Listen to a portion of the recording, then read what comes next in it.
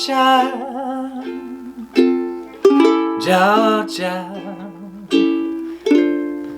the whole day through.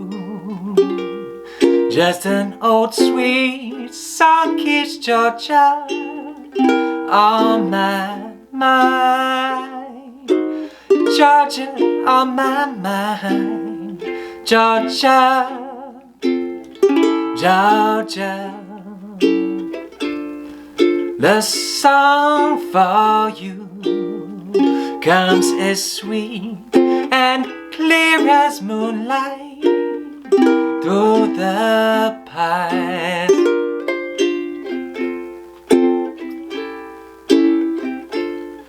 Other arms reach out to me, other eyes smile tenderly.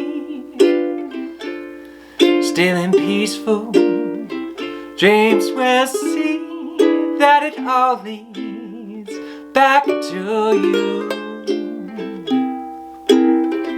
Georgia, Georgia, no peace I find, just an old sweet song keeps Georgia on my mind.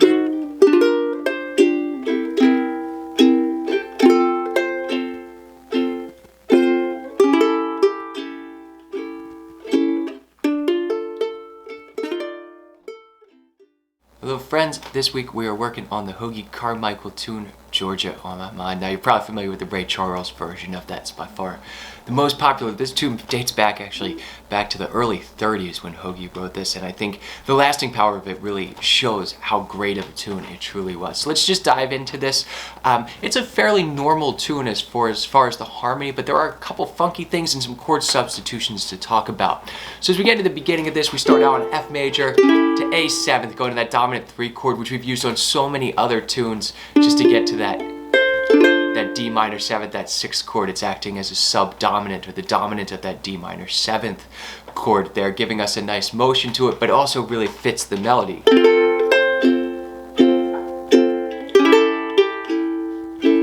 There's no place you're going right there besides a D minor 7th chord with the harmony there. And if we look at bar 4, we have something a little fun that can be explained a couple different ways. We go to a G minor 7th, which would be our 2 chord in the key of F. Very normal to have that as a turnaround.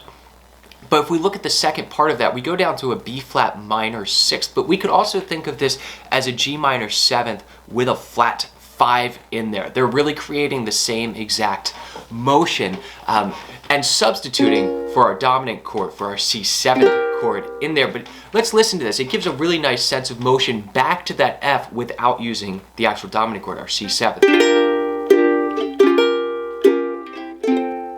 Because we have this D right here, our G minor 7th on the 2nd fret of our C string, headed down to a D flat, but everything else stays the same, but that's giving us a nice chromatic motion to get back to the C in our F chord.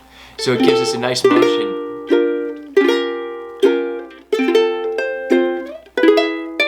And then as we get down to bar 5, this little turnaround, you'll see that most modern versions play this as F to D7, their dominant 6th chord, and we just cycle through a dominant 9 chord, really because we would have an E up top. But in Hoagy's early versions, he actually used an E7th in this, which is an interesting choice. It's functioning very similarly to that D7th chord in there, but the G sharp in our E major chord is again giving us a nice chromatic motion downwards to get to that G minor 7th chord. Let me play both versions of this. The first one will be with an E7th, and the second will be with a D7th. And you see that they're very closely related. Our melody notes, the E and the D, fit very nicely into this E7th chord.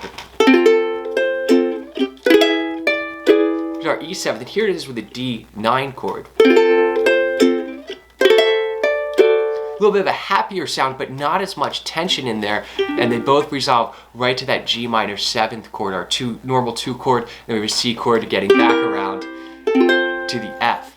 And the great part about this tune, AABA form, so that's one section of the tune, and all we have to talk about now is the B section, which modulates to the minor. So D minor and F are really the same key. Our D minor is the 6th chord in the key of F, and if we just start our scale from there, we'd have exactly the same note. So we're just giving a minor tonality while staying really in the same key. And we're just cycling back and forth between this D minor and variations of our G minor 7th throughout this. So our first couple bars, we have D minor 7th, G minor 7th, back to D minor 7th, and then we have B flat 7th. But if we think about that B flat 7th chord right here versus our G minor 7th, it's only one note difference. It's just this A flat right here. They're very close to each other.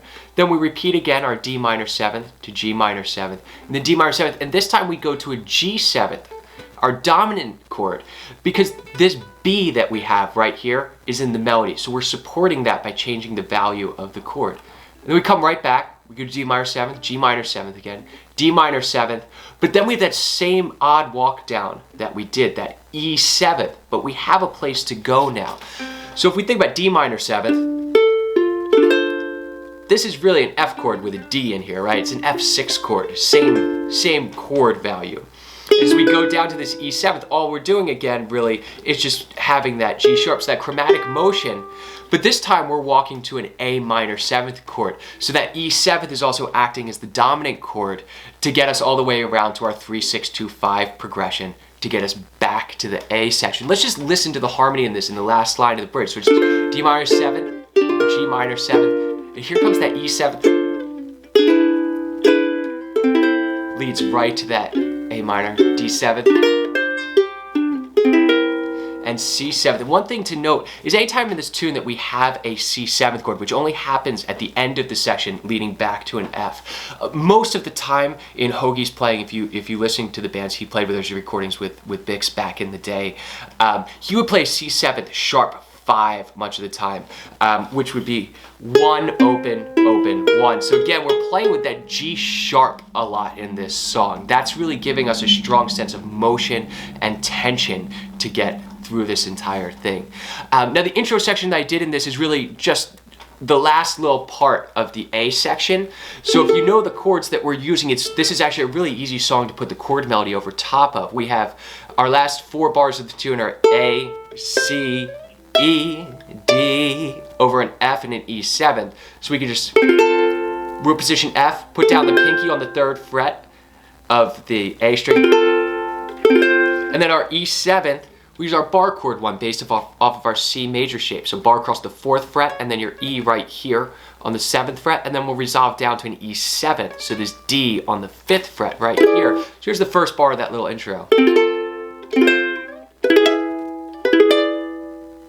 And we come down, and everything in the next little part contained in our G minor 7th chord. We strum through, we have that B flat on top, and then we're just gonna pluck the D on the 2nd fret of our C string. That's already down in the chord. And then we have 2 A's over C 7th, so we'll actually make this a C 6th chord.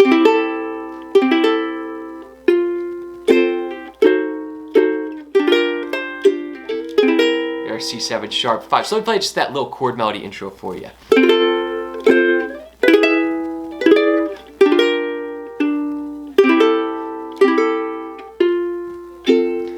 Just like that. So a little chord melody. This is a great tune, actually, if you're starting to piece together chord melodies and you're playing that fits really well on uke in the key of F. So it's worth just taking the chord shapes written over top of the melody on the lead sheet and figuring out just where kind of all those melody notes lie, because it's a very easy tune to get around harmony-wise. I'll see y'all next week.